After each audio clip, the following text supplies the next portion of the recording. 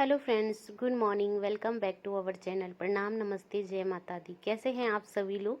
Hope so कि सभी बहुत अच्छे होंगे। हम भी अच्छे हैं। नए दिन की शुरुआत हो गई है। आज है संडे का दिन। मे भी आपको ये मंडे के दिन ब्लॉग मिलेगा। तो फ्रेंड्स, संडे के दिन थोड़ा से काम आराम से होते हैं। तो मैं अंदर का झाड़ू वगैरह लगा चुकी हूँ, झाड़ू पोछा, और बाहर का झाड़ू लगा रही हूँ। आजकल ना आंधी बहुत चलती है, तो देखिए कितना सारा कूड़ा हो जाता है। और संडे के दिन तो सभी लोग घर में रहते हैं, तो संडे का दिन तो इतना मतलब आराम और अच्छा लगता है ना कि क्या कहने। और थोड़ा सा अगर मदद कर दे कोई तो और ही ज़्यादा अच्छा लगता है। तो नेगी जी देखिए, पानी खुला था तो पौधों में पानी डालने लग गए, तो बस मेरी यही मदद हो गई।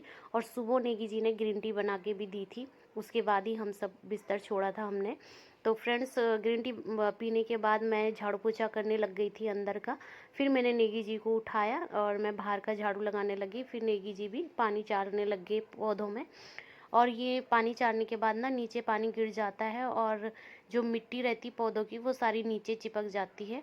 तो मैं ना आंगन की भी धुलाई कर लूँगी। नेगी जी पानी मार देंगे पाइप से, और मैं वाइपर से खींच लूँगी। इस तरह से मतलब फर्श जल्दी से साफ़ हो जाता है।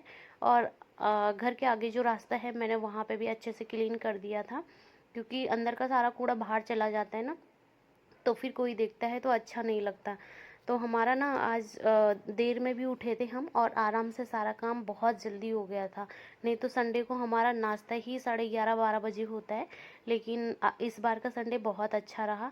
और इस बार हम संडे को कहीं बाहर नहीं गए। अदरवाइज़ हम ग्रोसरी शॉपिंग के लिए या कोई भी शॉपिंग होती है उसे करने के लिए ज़रूर बाहर जाते हैं। तो बस ये देखिए, मेरे पौधों में ना, मेरे गमलों में सॉरी, प्यारे प्यारे फूल भी निकलने लग गए हैं। और इन फूलों को देख के मन ऐसा करता है ना कि सुकून आता है एकदम। तो बस मैं ना इनमें सुबह शाम पानी डाले बिना रह नहीं पाती हूँ। तो यहाँ पे ना फटाफट से मैं धुलाई कर रही थी और नेगी जी पानी डाल दे रहे थे। तो मेरी काफ़ी मदद होगी है संडे के दिन। और आज के दिन ना कपड़े भी ज़्यादा नहीं थे। बस धुलाई करने के बाद हम अंदर जाएंगे। और अंदर जाने के बाद मैंने एक अच्छी सी कड़क चाय बनाई थी, हमने चाय पी थी। फिर नेगी जी अपने काम में लग गए थे, नहाना धोना, मंदिर की सफाई करना, पूजा वगैरह, उनका डेली का यही काम रहता है। ऑफिस भी जाते हैं तो उनका यही काम रहता है, और मैं बाकी काम करती हूँ। तो बस यहाँ पे धुलाई करने के बाद मैं गीली हो गई थी, नीचे से प्लाजो मेरा गीला हो गया था। तो मैं ना कपड़े वगैरह धोने लग गई थी और नहाने चली गई थी दूसरे वॉशरूम में। और नेगी जी बाहर वाले वॉशरूम में नहा धो के, और क्या बोलते हैं, पूजा का रूम साफ करके पूजा करने लगे थे। तो इस तरह से हमारा काम बहुत जल्दी हो गया था।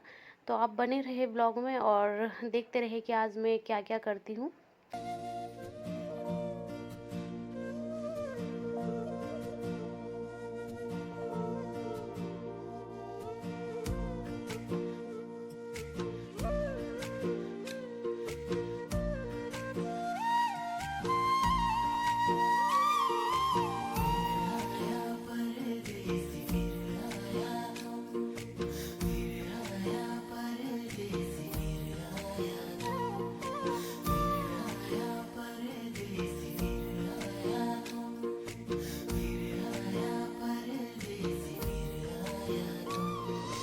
पर्वतों की ठंडी हवाएं सांसों में बस जाएं, हाय रे सांसों में बस जाएं।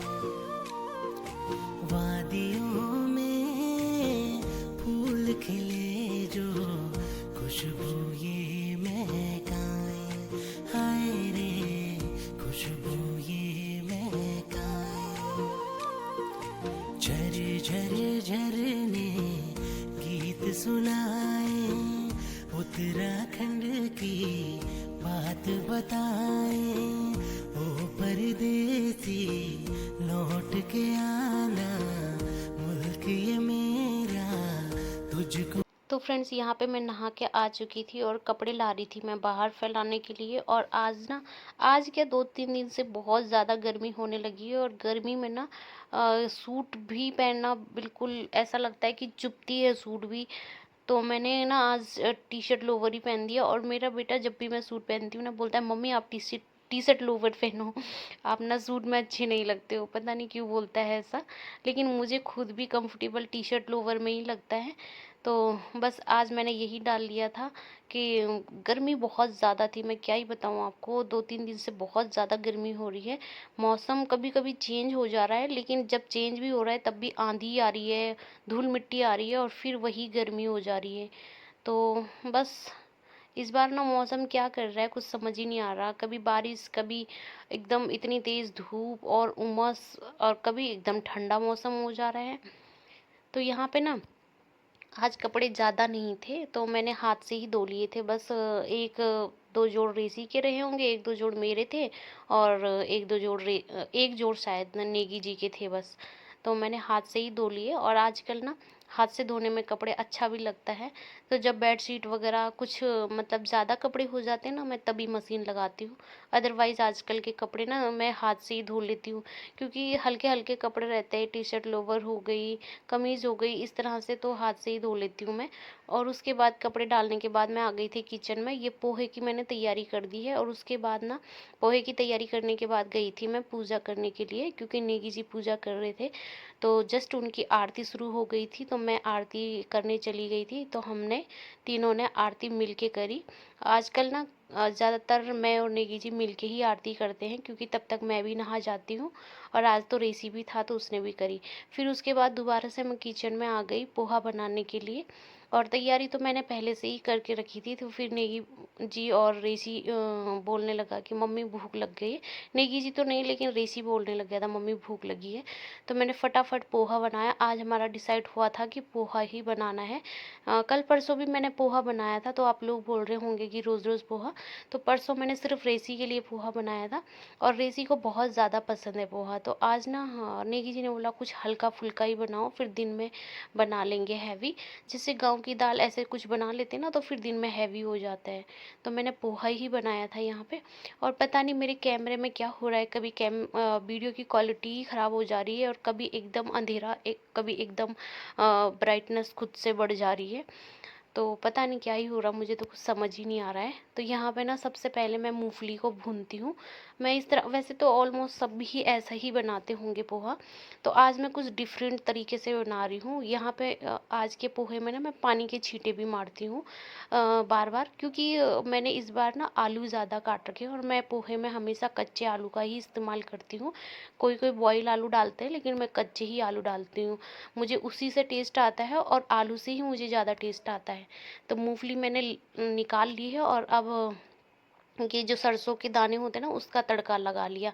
और उसके बाद मैं इसमें डाल दूंगी लहसुन और प्याज, और उनको अच्छे से भून लूँगी। उसके बाद डाल दूंगी ये कड़ी पत्ता, जो कड़ी लीफ होते हैं ना, वो हमारे बाहर बहुत सारे हो रखे हैं, तो ये डाल दूंगी मैं फ्रेश। बहुत अच्छे कोमल भी हो रखे हैं आजकल। और यहाँ पे रेसी के साथ मैं बात करते जा रही थी, और नेगी जी ना पूजा के बर्तन धो रहे थे, हाथ वगैरह धो रहे थे, बार बार आए जा रहे थे। और पूजा वाले कमरे में बहुत ज़्यादा गर्मी होती है, तो नेगी जी बनियान में ही थे। इसी तरह से वो पूजा करते हैं, क्योंकि बहुत ही ज़्यादा गर्मी होती है वहाँ, और वहाँ पंखा नहीं चलाते हम। तो ये बड़ा कमरा भी है, मतलब जैसे नॉर्मल कमरा रहता है ना, वैसे ही है पूजा का कमरा। तो वहाँ ज़्यादा गर्मी होती है।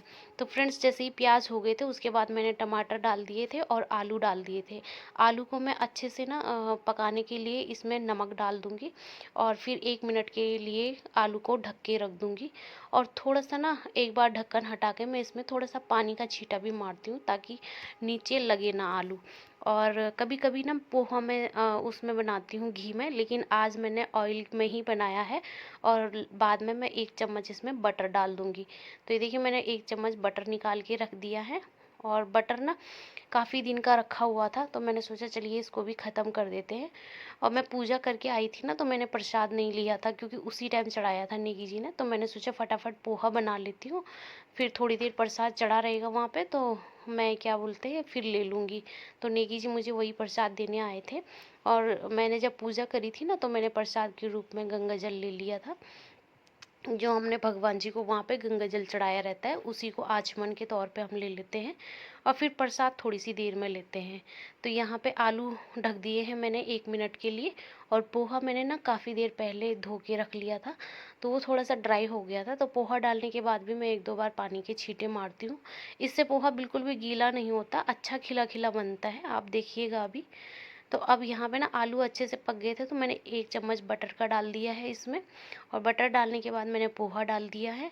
और पोहा डालने के बाद मैं अब इसमें डाल दूँगी नमक, तो मैंने पहले ही डाल दिया था, मिर्ची डाल दूँगी और धनिया पाउडर और हल्दी डाल दूँगी। तो मैं यही मसाले डालती हूँ और थोड़ा-सा पानी का छींटा मार लूँगी, क्योंकि नीचे लगने लग गया था ना आलू, तो इसलिए। और पोहा भी बहुत ज़्यादा ड्राई हो गया था। तो अब मैं सारे मसाले डालने के बाद इसको थोड़ी देर चलाऊँगी, और चलाने के बाद पोहा तो जल्दी ही रेडी हो जाता है। फिर ऊपर से मैं ये मूँगफलियाँ डाल दूँगी जो मैंने रोस्ट करके रखी है। और आप चाहे तो आलू भुजिया या कोई भी मिक्स नमकीन भी डाल सकते हो, मैं भी डालती हूँ, लेकिन आज मैंने नमकीन नहीं डाली थी। और हाँ, सबसे लास्ट में नींबू निचोड़ती हूँ। तो मैंने हाफ़ नींबू लिया था, और हाफ़ नींबू मैंने कल जब पोहा बनाया था तब डाला था। यस, वो नेगी जी ने ग्रीन टी बनाई थी शायद, उसमें डाला था ये। आज उन्होंने वो रेडीमेड वाली ग्रीन टी नहीं बनाई थी, घर पे बनाई थी जो, वही बनाई थी उन्होंने। तो बस यहाँ पे मेरा पोहा हो गया है रेडी, नींबू भी निचोड़ दिया मैंने। अब मैं डाल दूँगी मूँगफली, और बस मेरा झटपट बनने वाला नाश्ता तैयार हो गया। दूसरी तरफ मेरा दूध भी गर्म हो गया, तो पोहे के साथ हम 1-1 गिलास दूध लेंगे, और बस ये हमारा हल्का-फुल्का सा नाश्ता बन के रेडी हो गया है। प्यार से भरी मीठी बोली कोई भुला ना पाए, हाय रे कोई भुला ना पाए। प्रीत से जुड़ी रीत यहाँ की दिल में घर कर। तो फ्रेंड्स, आपको आज का ब्लॉग कैसा लगा कमेंट करके ज़रूर बताइएगा। तो आज का ब्लॉग मैं इतना ही रखती हूँ, कल फिर मिलती हूँ आपको एक नए ब्लॉग के साथ। तब तक के लिए बाय बाय ऑल फ्रेंड्स, जय माता दी। उत्तराखंड की बात बताएं,